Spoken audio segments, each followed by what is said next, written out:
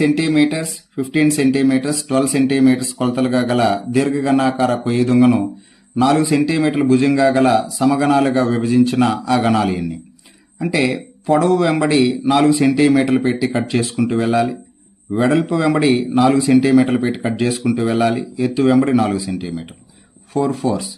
ఇక్కడ ఇది కంప్లీట్గా క్యాన్సిల్ కాదు. 4 3s 12 అంటే రిమైనింగ్ది వృధా అయిపోతుంది అని అర్థం. 4 1 4 3. ఇప్పుడు 4 3 12, 12 3 36 గణాలు ఏర్పడతాయి అని అర్థం. నెక్స్ట్ 12 సెంటీమీటర్స్, 9 సెంటీమీటర్స్, 7 సెంటీమీటర్స్ కొలతలుగా గల దీర్ఘగణంను 1 సెంటీమీటర్ భుజంగా గల సమగణాలుగా విభజించిన 2 ముఖాలు కనిపించే గణాలు ఎన్ని? ఇలా అడిగినప్పుడు ఇక్కడ ఎలాంటి కొలత కలిగిన సమగణాలుగా విభజించండి అన్నారో దీనిని రెట్టింపు చేసి ఇచ్చిన ఒరిజినల్ కొలతల్లోంచి తీసివేయాలి. ముందు దీన్ని రెట్టింపు చేస్తే 2, 12లోంచి 2 తీసేస్తే 10, 9లోంచి 2 తీసేస్తే 7, 7లోంచి 2 తీసేస్తే 5. వీటిని ఉపయోగించుకోవాలి మనం. 2 ముఖాలు కనిపించేటివి ఎక్కడుంటాయంటే అంచుల వద్ద, అన్ని అంచుల వద్ద. అన్ని అంచులు అంటే 4 into L plus B plus H. 4 L B U ఆడుకోవాలి. ఇప్పుడు 10 ప్లస్ 7 ప్లస్ 5. అప్పుడు 17 22 4s వచ్చేసి 88. అంటే 2 ముఖాలు కనిపించేటివి మనకు 88 సమగణాలు ఉంటాయి. ఒక పెట్టె కొలతలు ఇలా ఉన్నాయి. దానిలో ఈ కొలతలు కలిగిన సబ్బులు ఎన్ని నింపవచ్చు? అంటే పెట్టె ఘన పరిమాణాన్ని సబ్బు ఘన పరిమాణంతో మనం భాగించాలి. భాగించేటప్పుడు ప్రమాణాలన్నీ ఒకే రకంగా ఉండాలి. ఇప్పుడు వీటన్నిటిని మనం ఎక్కువగా సెంటీమీటర్లకు మార్చడానికి ట్రై చేద్దాం. మీటర్ వచ్చేసి 100 సెంటీమీటర్స్ కాబట్టి దీన్ని 100తో మల్టిప్లై చేస్తే ఒక పాయింట్ పోయి ఒక 0 వస్తుంది. అంటే 180 centimetres into 90 centimetres into 60 by సబ్బు కొలతలు 6 సెంటీమీటర్స్. దీన్ని 45 మిల్లీమీటర్స్ని మనం సెంటీమీటర్లకు మార్చినట్లయితే 4.5 సెంటీమీటర్స్ ఇంటూ 40 మిల్లీమీటర్ని సెంటీమీటర్లకు మారిస్తే 4. ఇప్పుడు దీన్ని సింప్లిఫై చేస్తే 6 1s 6 30s, తర్వాత 4 1s 4 15s.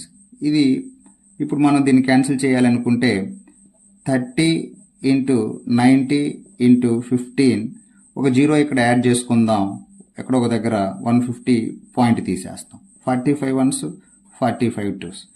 వీటిని మనం మల్టిప్లై చేద్దాం. 3 2 6 15s 90. ఈ 0 2 zeros 9000. ఒక ట్యాంకు పొడవు వెడల్పులు ఇచ్చేసాం. ఆ ట్యాంకులో ఇన్ని లీటర్ల నీరు ఉంటే దాని ఎత్తు. అంటే ట్యాంక్ యొక్క ఘనపరిమాణం ఈ నీటి సామర్థ్యానికి సమానం. అప్పుడు 1.4 మీటర్స్ ఇంటూ 1 మీటర్స్, ఎత్తు తెలియదు కాబట్టి హెచ్ అనుకుందాం, 980 లీటర్స్. ఇప్పుడు ఘనపరిమాణం కాబట్టి గణప మీటర్లోకి వస్తుంది. దీన్ని కూడా మనం గణప మీటర్లోకి మార్చాలి. ఒక గణపు మీటర్ వచ్చేసి 1000 లీటర్లకు సమానం. 1000 లీటర్లకు సమానం. అప్పుడు 1 లీటర్ వచ్చేసి 1/1000 గణపు మీటర్లు అని అర్థం. ఇప్పుడు 980 లీటర్లు కాబట్టి 980/1000 గణపు మీటర్లు. ఇప్పుడు దీంతో మల్టిప్లై చేస్తే 1.4 ఇంటూ హెచ్ 980/1000 గణపు మీటర్లు. ఇరువైపులా ప్రమాణాలు ఒకటే అయిపోతాయి. ఇప్పుడు దీని పాయింట్ని తీసేయడం కోసము బోత్ సైడ్ మనం 10తో మల్టిప్లై చేద్దాం. అప్పుడు 14 into H is equal to 9800/1000. ఈ 2 zeros క్యాన్సిల్. ఇప్పుడు ఇక్కడ మనం క్యాన్సిల్ చేస్తే 14 1 14 బై 10 ఉంది కాబట్టి 1 డిజిట్ తర్వాత పాయింట్ వస్తుంది. అంటే 0.7 మీటర్స్. అంటే ఆ ఎత్తు, ఆ ట్యాంక్ యొక్క ఎత్తు 0.7 మీటర్స్.